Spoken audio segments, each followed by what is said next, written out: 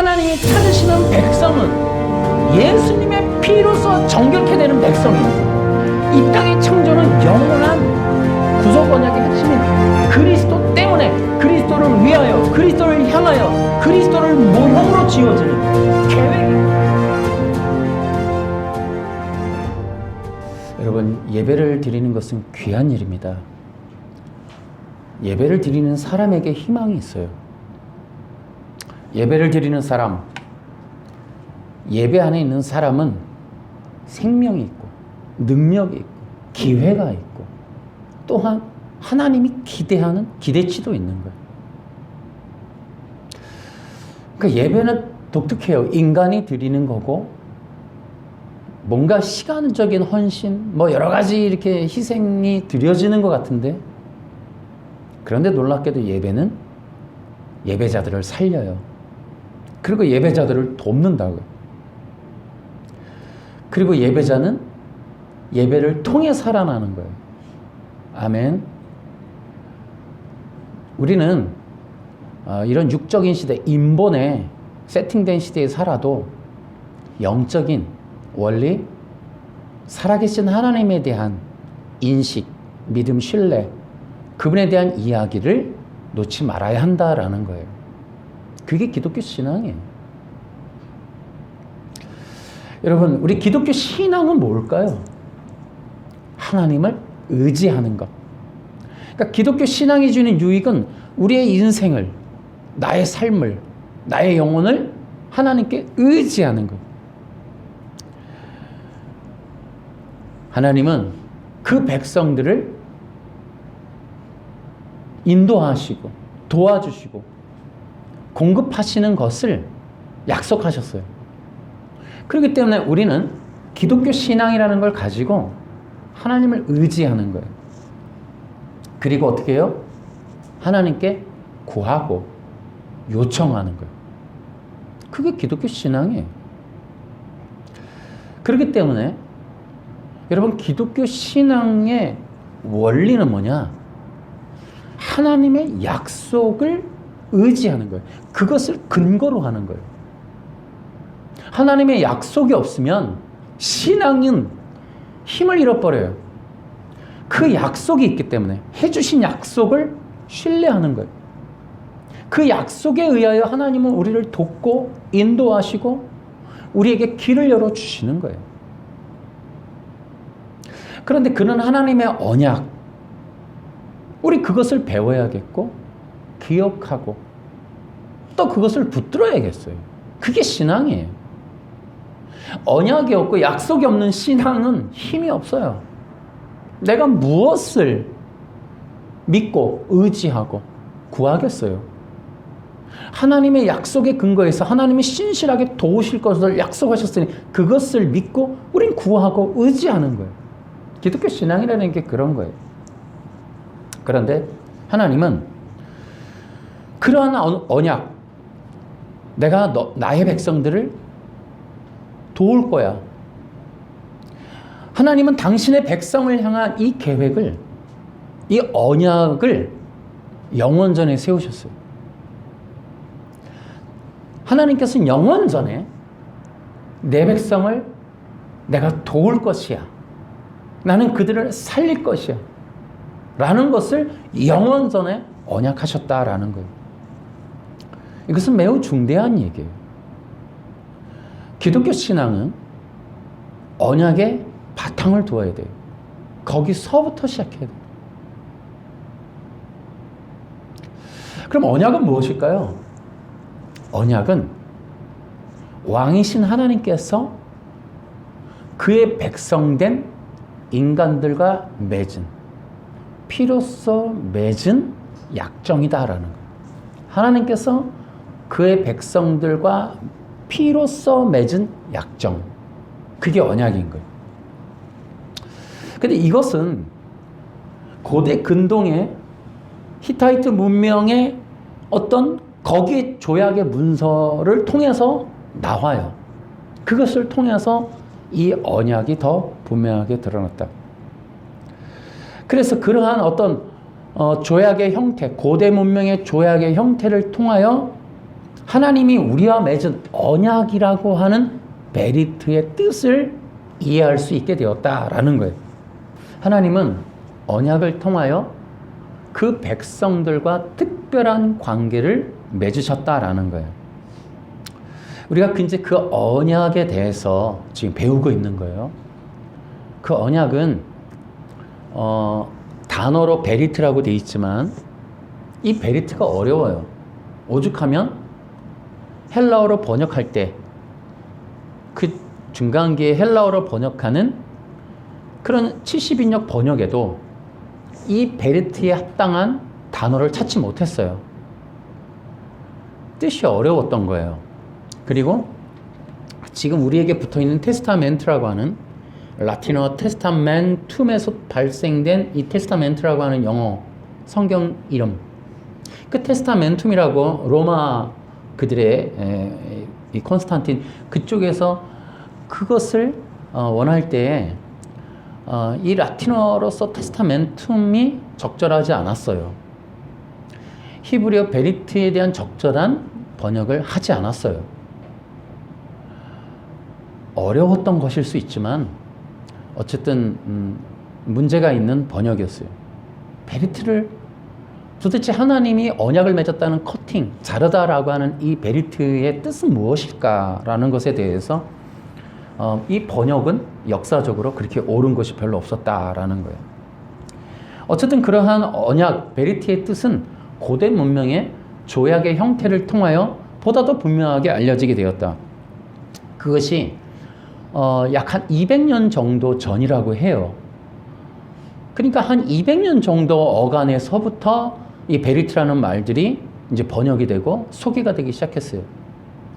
더군다나 언약 신학이라고 하는 고유한 내용은 미국에서도 얼마 안 됐어요. 그리고 마이클 로튼의 책을 보면은 지금도 여전히 미국에서는 이 언약이라는 말을 쓰기를 되게 힘들어한다라고 얘기를 해요. 그러니까 이 베리트라는 말에 관심도 별로 없었지만 그것이 성경 해석과 기독교와 복음에 무슨 관계가 있나 이런 것에 대해서 잘 몰랐던 것 같아요. 성경에 우리가 몇 군데 찾아보았지만은 상당히 많은 부분에서 언약은 지금 핵심적인 내용으로 성경의 틀을 잡고 있어요. 어쨌든 이 언약이라고 하는 것은 하나님과 인간이 맺은 조약이고 이 언약을 통하여 하나님과 인간과 그리고 인간의 창조의 목적과 이 땅을 향한 하나님의 생명의 계획이 무엇인지가 잘 드러나 있다라는 거예요. 그래서 우리는 기억해야 돼요. 하나님의 나라는 하나님이 시작하셨어요. 그렇죠? 이 땅의 창조를 하나님이 시작하셨어요. 근데 놀라운 거는 그 창조의 이유가 뭐냐? 언약이라는 거예요. 여러분, 인간을 창조하셨어요? 에덴 동산도 창조하셨어요? 그 이유가 뭐예요? 언약이라는 거예요. 이게 좀 충격적일 거예요. 땅을 창조한 이유가 언약 때문이라는 거예요. 인간 창조? 우리 왜 만들었냐고요? 언약 때문이에요. 여러분, 그러니까 이 땅의 창조의 이유가 언약이다라는 거예요. 그러면 이 땅의 창조의 이전에 뭐가 있었다고요? 언약이 있었던 거예요. 언약이 먼저인 거예요. 이 세상이 창세기 1장 1절 이전에 있었던 어떤 언약이 있다는 거예요.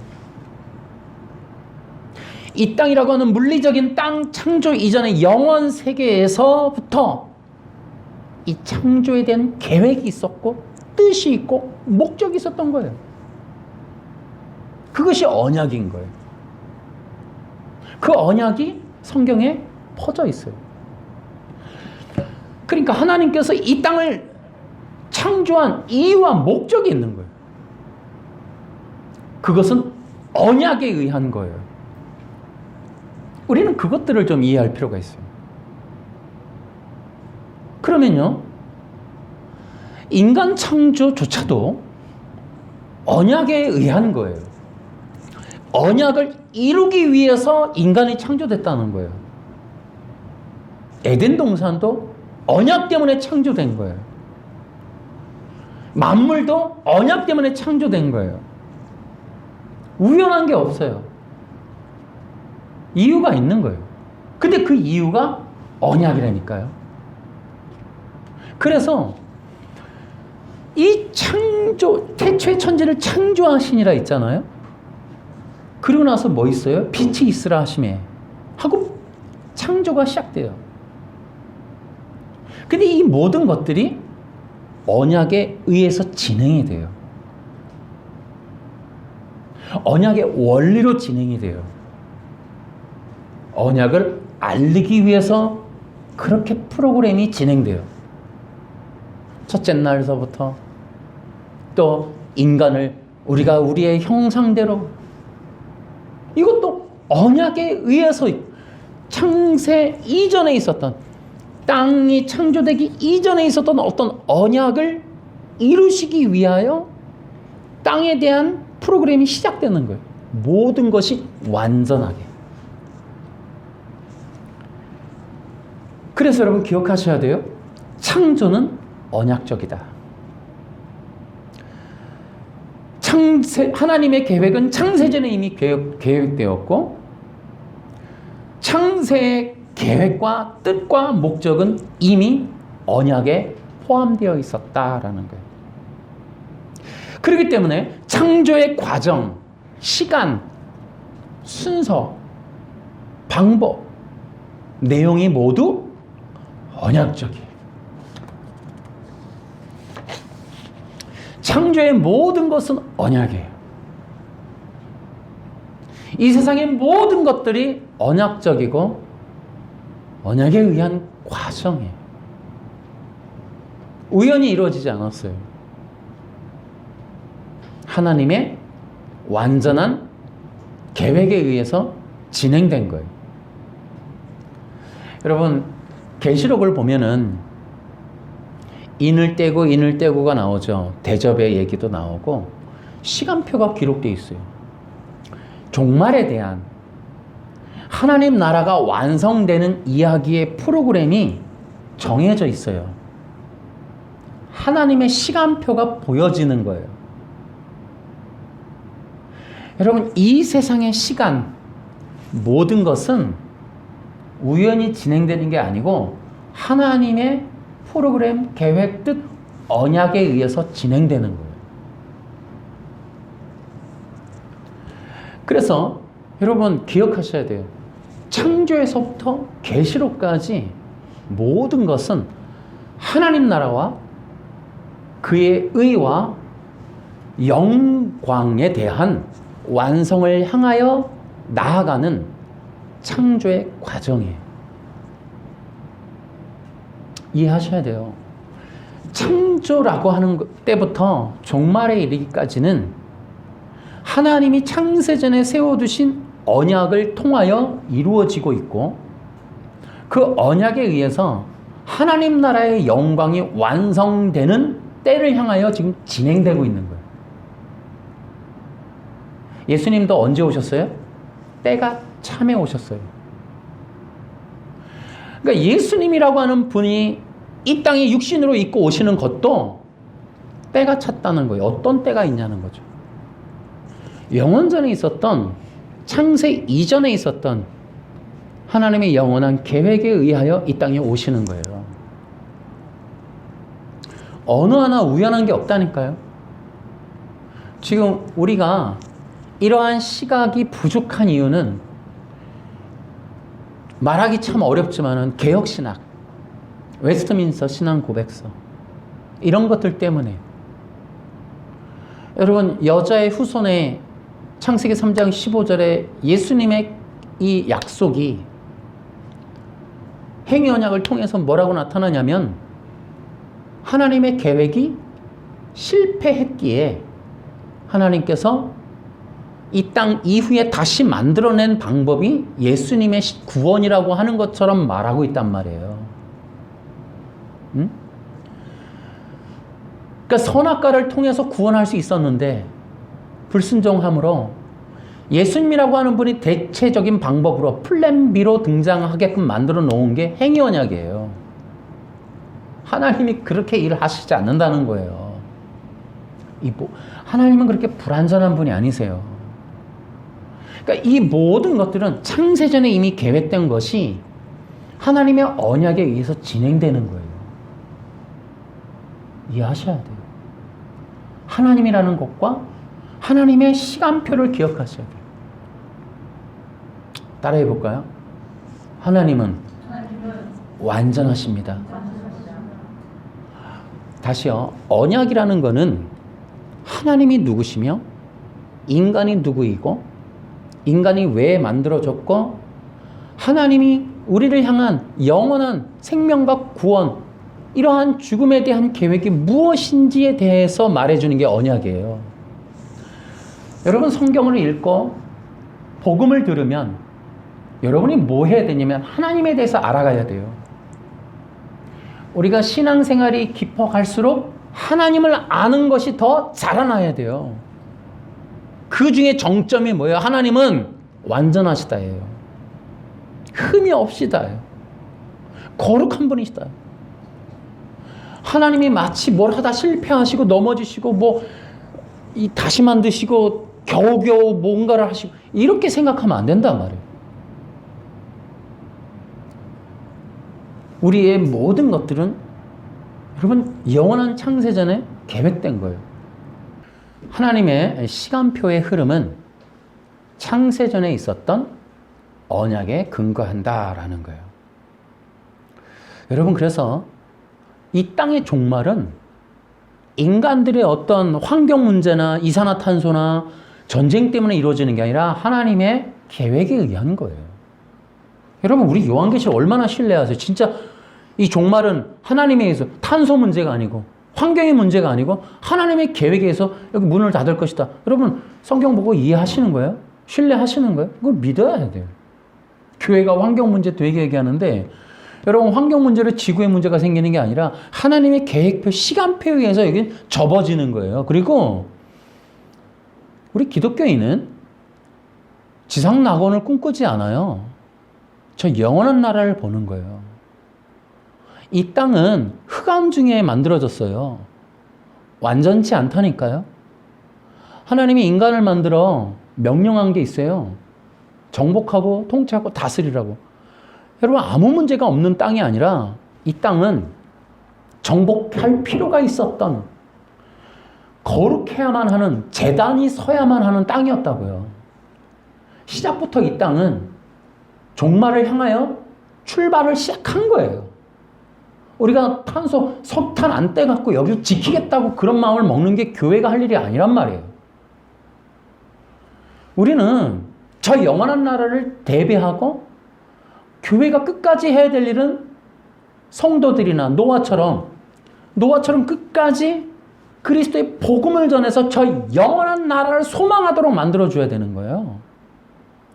최대치로 석유 안 떼갖고 여기를 유지하자 이런 얘기가 교회가 하는 일에 그건 다 미혹이란 말이에요. 미혹. 교회 옥상에다가 나무 심자, 상추 심자 전부 다 미혹이에요. 그게. 그런 것을 속지 마시라는 거예요.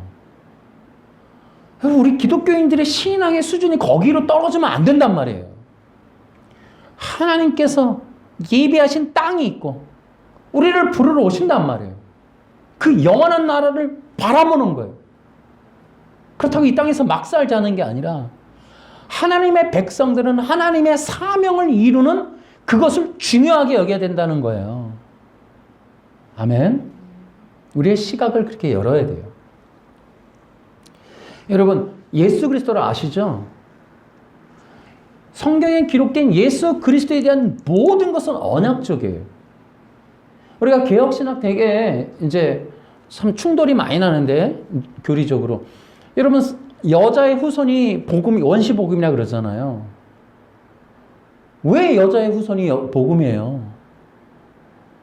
그것은 그 고대 근동의 문화에 의해서 우리가 이해될 수 있는데 예수님의 이야기가 창세기 3장 15절이 처음이 아닌 거예요.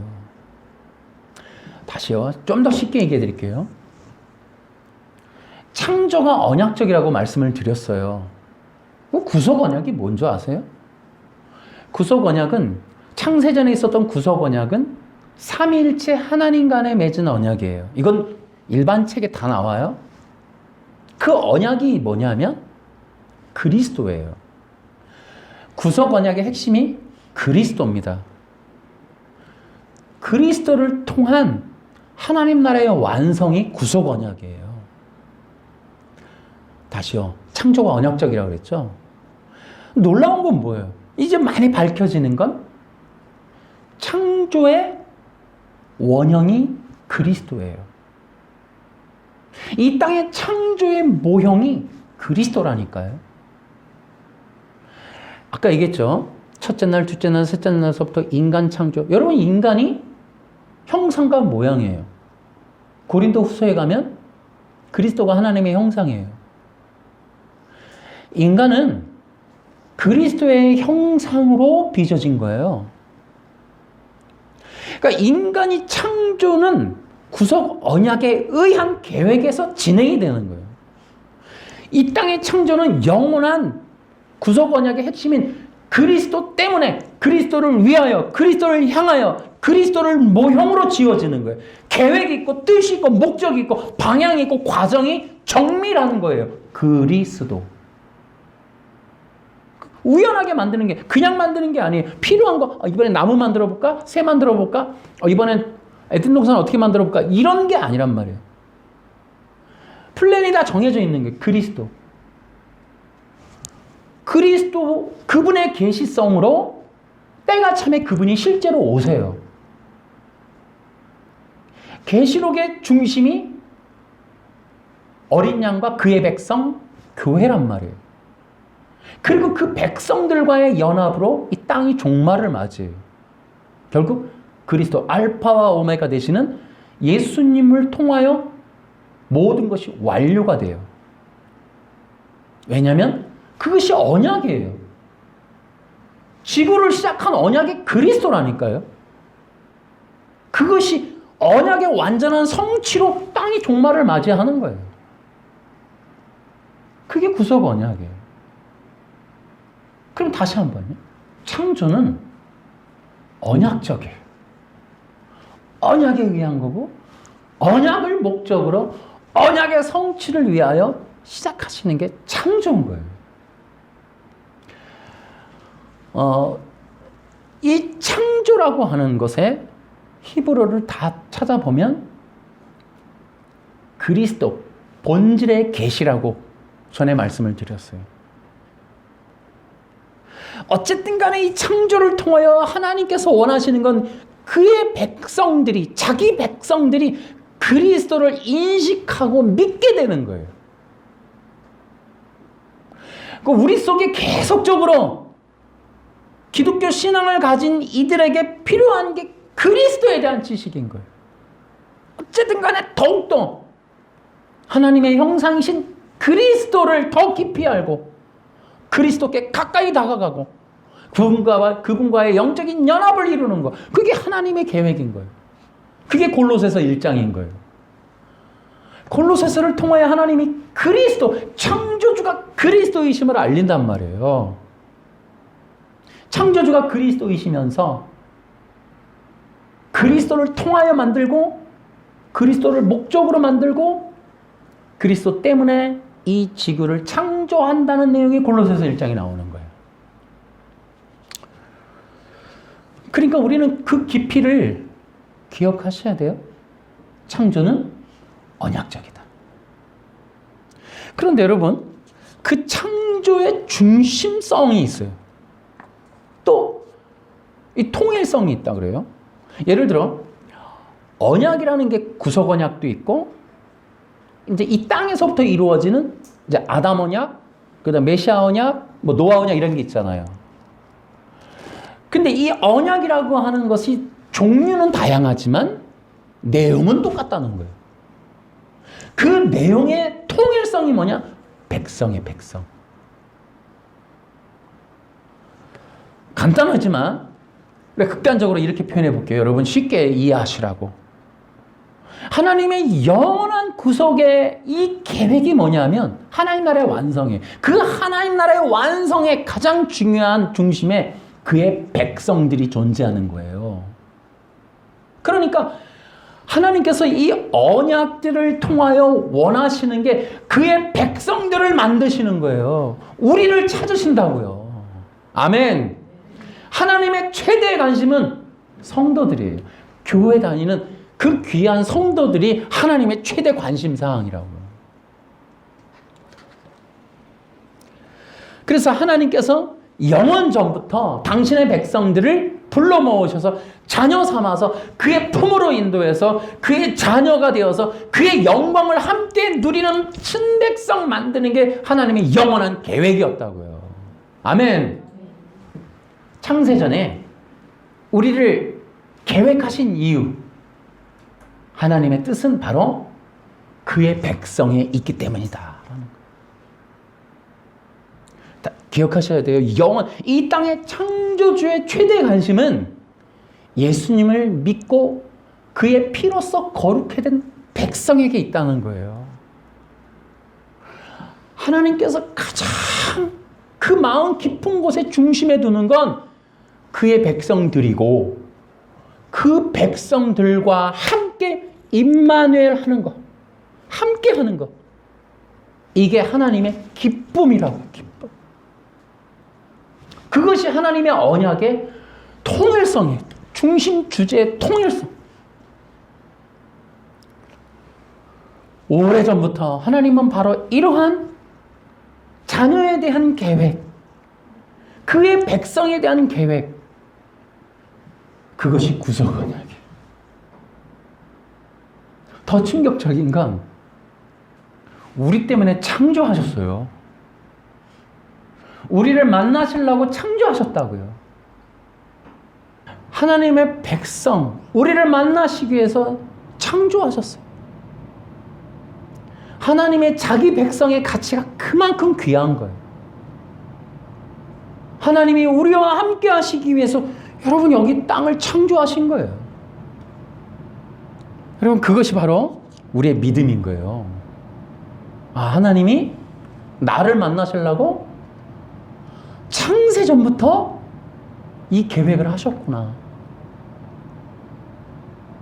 여러분 그 놀라운 계획의 결정체가 또 얘기하지만 계시록인 거예요. 그래서 그 백성들을 만나시는 그 프로그램, 그것이 진행되는 게 성경세계인 거예요. 성경세계. 즉 우리가 살고 있는 성경세계. 하나님이 그 백성들을 만나시는 것이 창세전에 있었던 하나님의 계획이라니까요. 아멘. 우리를 만나시는 거, 이거보다 더 귀한 가치가 없어요. 하나님께서는 그 백성들을 통하여 하나님이 하시는, 원하시는 게 있어요. 그것이 바로 예배예요. 하나님께서는 그 백성들을 자녀 삼아서 그 자녀들과 함께 영원히 함께 누리기를 원하시는 게 바로 예배예요. 예배는 뭐냐 하면은 감사하고 영광 돌리는 거예요. 예배가 가장 하나님이 기뻐하는 예배가 되기 위해서는 감사하고 영광 돌리는 거예요. 여러분 우리는 예배 드림으로 인하여 또 예배 때에는 우리가 항상 기억해야 될 게 핑계하고 원망하고 불평하는 걸 멈춰야 돼요. 우리가 우리의 자리에서 해야 할 일은 예배인데 예배에서 중요한 요소는 우리 마음 깊은 곳에서 하나님을 향한 감사 그리고 영광을 돌리는 마음이에요. 이것이 매우 중요한 가치를 지닙니다. 그러니까 하나님께서 그 백성들을 향한 계획이 창세전에 있었고 그 백성들과 함께 하심으로 인하여 영광스러운 임재의 예배를 기대하세요. 근데 그 임재 예배의 핵심이 감사와 영광이라고요. 하나님이 이걸 기뻐하시는 거예요. 근데 놀라운 건 뭐냐 하면 하나님의 백성이라고 하는 표징이 바로 이 예배예요. 또 하나님의 백성이 하나님의 손길을 탈 만큼의 가치도 이 예배 때문이에요. 이것이 하나님의 백성의 특징이란 말이에요. 왠 줄 아세요? 왜? 여러분 다시 얘기하면 그냥 예배라는 거는 물리적으로 예배당에 와 있는 한 시간이 아니에요. 예배가 하나님이 기뻐하는 거고 하나님이 영광이 되어지는 이유가 그 백성들이 돌리는 감사와 영광 때문이에요. 왜냐하면 이걸 기억해 보세요. 반대로 사탄은 어떤 존재예요? 사탄은 어떤 특징이 있을까요? 여러분, 우리는 흔히 사탄의 존재는 타락한 천사라고 생각해요. 왜 타락했어요? 사탄의 존재인 건 원망, 불평, 불만이에요. 하나님께 대한 원망, 불평, 불만인 거예요. 그래서 예배의 자리를 뛰쳐나가는 거예요. 자기 자리를 떠나는 거예요. 하나님과의 분리가 일어난 이유도 어쨌든 통합적으로 원망, 불평, 불만이에요. 이유는 많아요. 100만 가지가 넘어요.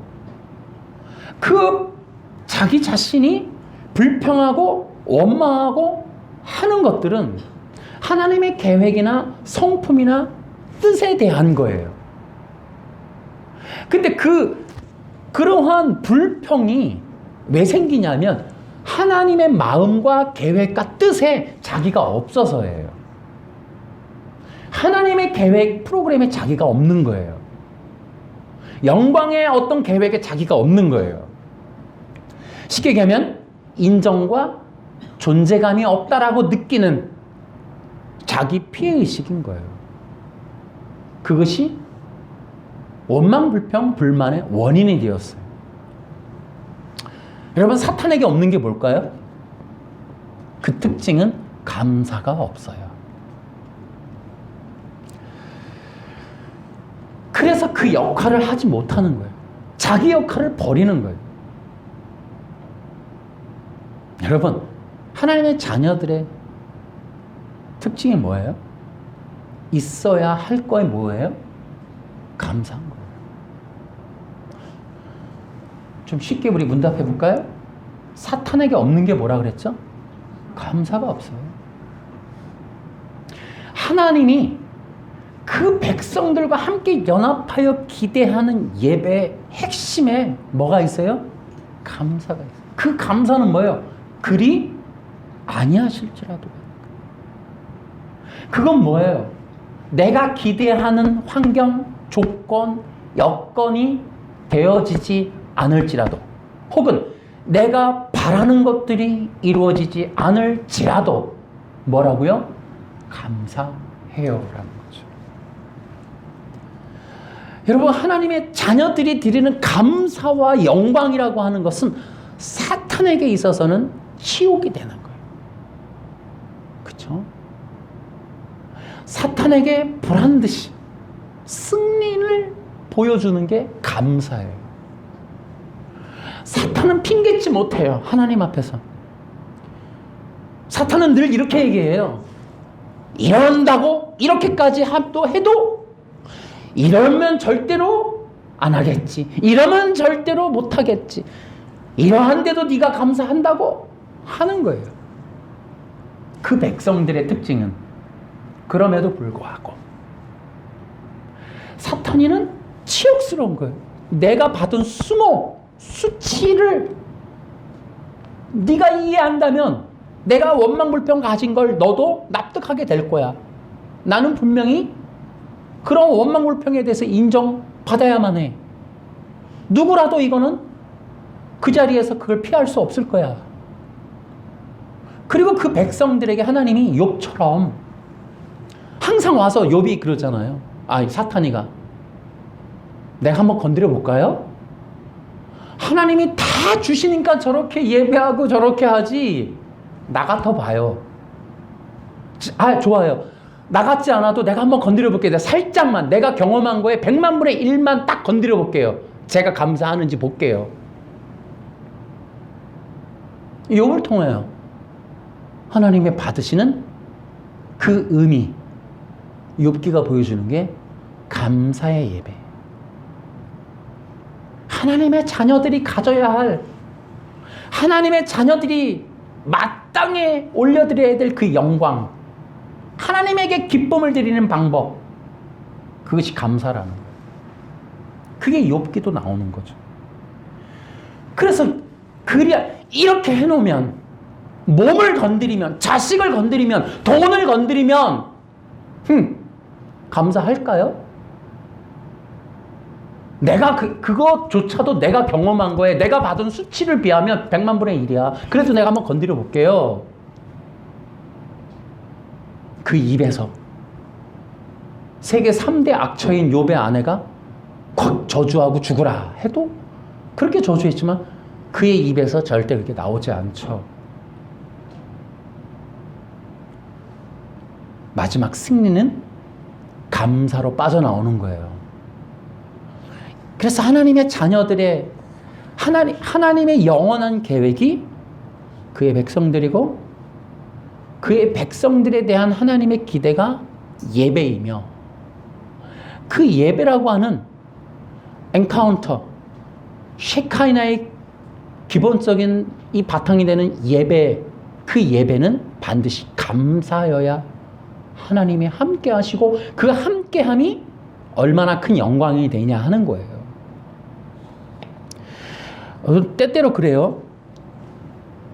이렇게 참기 힘든데, 이렇게 견디기 힘든데, 나 같은다면, 내 형편이 된다면 어떻게 감사할 수 있어? 라는 것이 우리 모든 인간들의 공통적인 반응이에요. 어떤 어려움이 있어요. 그렇죠? 우리는 모두가 경험하는 건 뭐냐면 우리가 견디기 힘든 일들이에요. 참 힘든 게 수치와 모욕이에요. 그런 여러 가지 것들이 포함되어 있는 요소가 돈이나 어떤 건강이나 어떤 명예나 이런 것들이에요. 그런 것들로 인하여 사람은 사탄이가 늘 핑계대듯이 수치와 모욕이라는 것을 들이대게 돼 있어요. 이제 우리는 대부분이 우리가 견디기 힘든 조건들을 얘기를 해요. 근데 여러분, 우리가 해야 할 일이 있어요. 그것은 뭐냐면 하나님께서 모두에게 편안한 길을 주면 좋잖아요. 근데 그렇지 않아요. 하나님이 바라시는 게 있어서 그래요. 그 백성들을 힘들게 어렵게 고난 가운데 있게 할 수도 있어요. 근데 그때마다 그 백성들이 해야 할 일은 간구하고 요청하는 거예요. 그걸 바라시는 거예요. 그 백성들이 불평하고 원망하는 게 아니라 기도하고 요청하고 구하라는 거예요. 두드리라는 거예요. 찾으라는 거예요. 그것이 하나님이 원하는 거예요. 여러분, 그때가 뭐 하는 거예요? 하나님이 기뻐하는 거라는 거예요. 여러분, 다시요. 우리가 해야 할 일은 항상 기뻐하는 거예요. 범사에 어떻게 하는 거예요? 감사하는 거예요. 그리고 어떻게 해요? 어려울 때 우리는 쉬지 말고 기도하는 거예요. 요청하라는 거예요. 불평불만하는 게 아니라 구하라는 거예요. 요청하라는 거예요. 기대하라는 거예요. 그것이 하나님이 원하는 거예요. 근데요, 여러분, 그것이 뭐냐면 사랑이에요. 감사하고 영광 돌리는 게 사랑이라는 거예요. 그것이 하나님을 사랑하는 거예요. 하나님을 진심으로 사랑하는 건 그분에게 감사하는 거예요. 불만하는 건 그분을 욕되게 하는 거예요. 우리의 조건 다는 건 그분 되게 힘들게 하는 거예요. 불편하게 하는 거예요. 내 이유 되는 거 상당히 불편하게 하는 거예요. 하나님의 뜻이 있고 계획이 있고 선한 의도고 사랑이었음에도 불구하고 이유와 계속 그것은 하나님을 불편하게 하는 거예요. 우리는 그래서 선하신 하나님의 의도를, 신실함을 인식하고 믿고 감사드릴 때 그게 하나님을 사랑하는 거예요.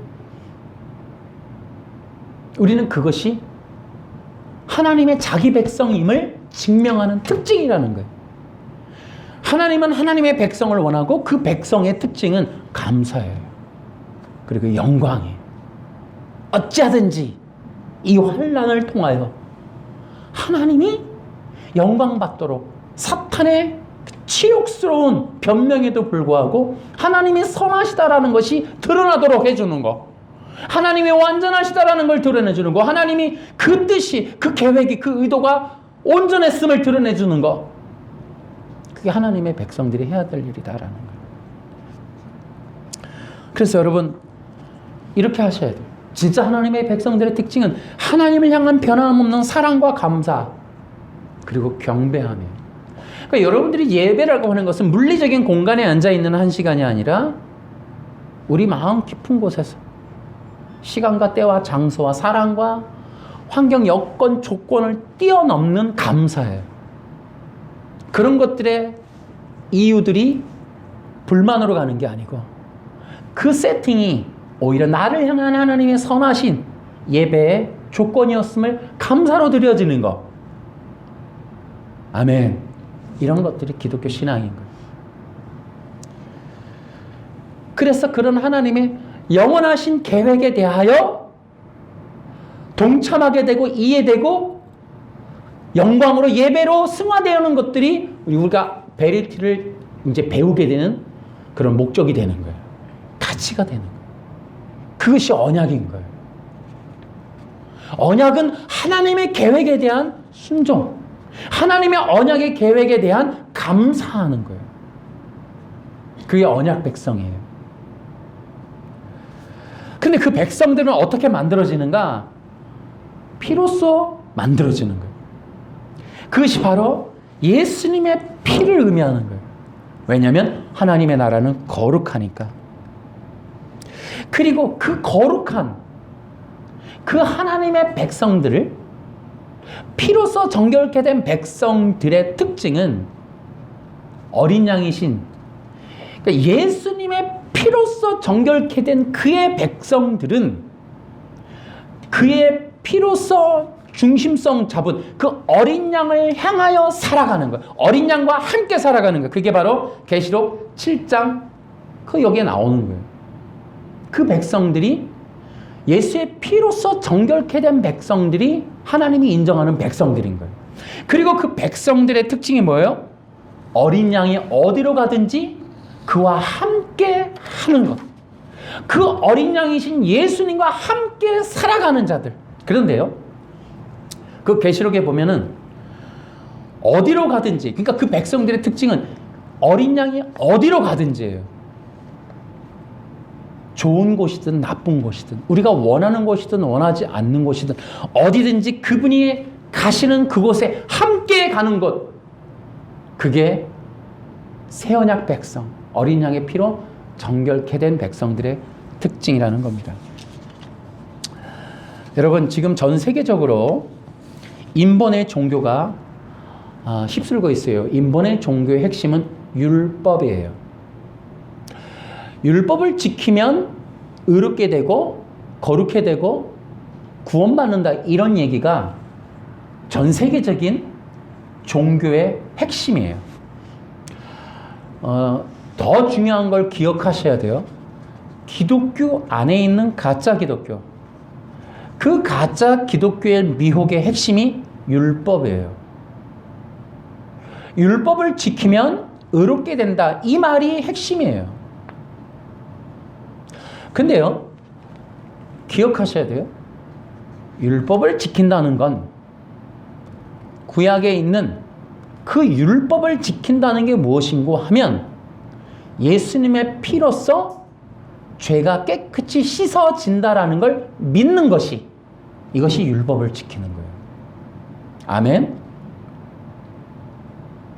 여러분, 능동순종이라든지 이 기독교 안에 있는 미혹의 세력인 능동세력, 능동주의, 능동순종주의자들, 기독교 안에 있는 가짜 기독교 세력들, 능동순종을 주장하는 사람들, 그들은 이 예수님이 율법을 지켜서 의롭다라고 얘기를 함으로 인하여 예수의 피로써 거룩해 되는, 예수님의 피로써 깨끗해 되는, 예수님의 피로 하나님의 자녀가 되는 이 길을 원천적으로 가로막고 있는 거예요.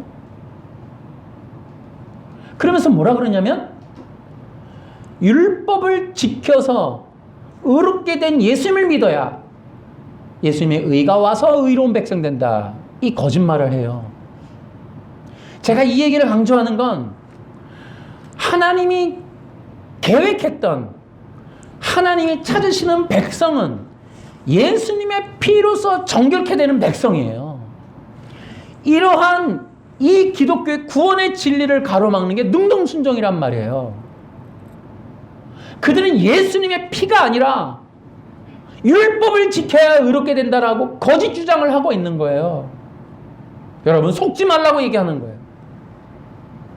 창세전에 하나님이 계획한 하나님의 백성은 예수님의 피로 깨끗해진 백성이에요. 기억하셔야 돼요.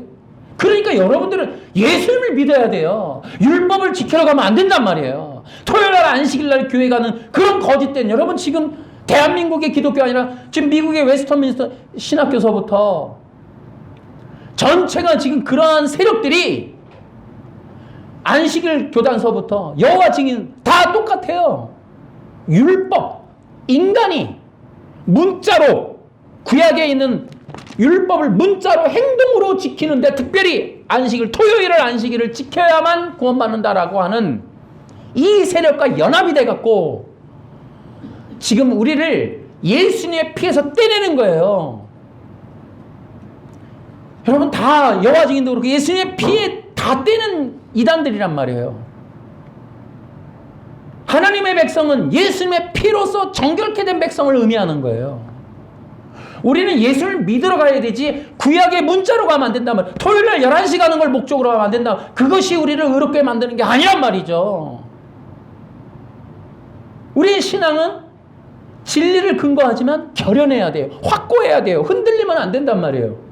마지막까지 견뎌야 돼요. 싸움이 있단 말이죠. 우리를 흔들고 깨우는 거짓된 일들이, 여러분 속으면 우리의 신앙과 삶이 무너져 버려요. 율법으로 가면 삶이 무너져요, 여러분. 신앙만 무너지는 게 아니란 말이에요. 우리의 신앙은 토요일 집중적으로 문자로 가는 게 아니라 예수님을 집중으로 가야 돼요. 예수님을 의지해야 된단 말이에요. 아멘. 예수의 피로서 정결케 되는 거예요. 물론 저들이 이런 것도 얘기하면서 예수님이 율법을 지켜서 그렇게 됐다, 거꾸로 얘기할게요. 예수님이 의로우신 하나님이시기 때문에, 죄 없는 인간의 몸으로 오신 하나님이기 때문에 대속 제물이 될 수 있는 분이셨던 거예요. 율법을 지켜서 의롭게 되는 게 아니라 의로우신 분이었기 때문에, 완전한 의로운 분이셨기 때문에 대속의 제물이 될 수 있었던 거예요. 저들의 거짓말에 농락에 속으면 안 된단 말이에요. 정신 차려야 된단 말이에요. 경계하세요. 노아가 8식구였어요. 다시 말하면 하나님의 백성들이 소수예요. 어린 양을 따르는 자들이 소수라고요. 여러분, 미혹의 세력들이 거대해질 거예요. 그런 때에도 흔들리면 안 된다. 우리가 이 절대 진리에서 흔들리면 안 돼요. 영원한 하나님의 계획의 친백성은 예수의 피로써 정결케 되는 거예요. 피 흘리신 어린 양을, 죽임당한 어린 양을 따르는 그 백성들을 하나님 기뻐하시고, 그 어린 양의 피로써 정결케 됨으로 그 희생에 대한 사랑과 대속을 통하여 끊임없이 어떠하든지 감사와 영광을 돌리는 예배자들이 진정한 하나님의 백성들이고, 끝까지 하나님이 그들을 찾으실 것이고 그들을 지키실 것이고 그들과 함께 하실 것이다. 우리가 사는 날 동안 우리가 예배자들로 불림받았다면 우리는 끊임없이 감사와 영광의 예배가 드려져야 된다는 걸 기억하셔야 돼요.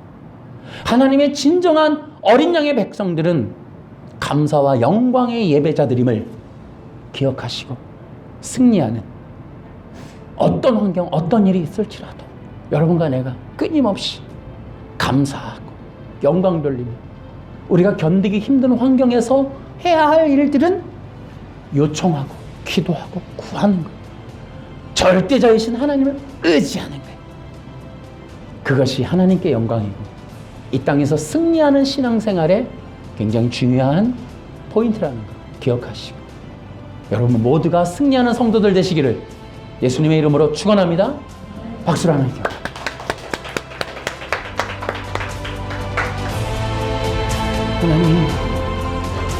하나님이 진정한 예배자들을 찾으실 때, 아버지 하나님, 우리가 물리적인 공간과 시간을 떠나 우리의 삶이 어떠하든 조건이 어떠하든 감사하고 영광 돌리며 하나님을 뜨겁게 사랑하는 마음을 하나님께 올려드리는 그러한 자들을 기억합니다.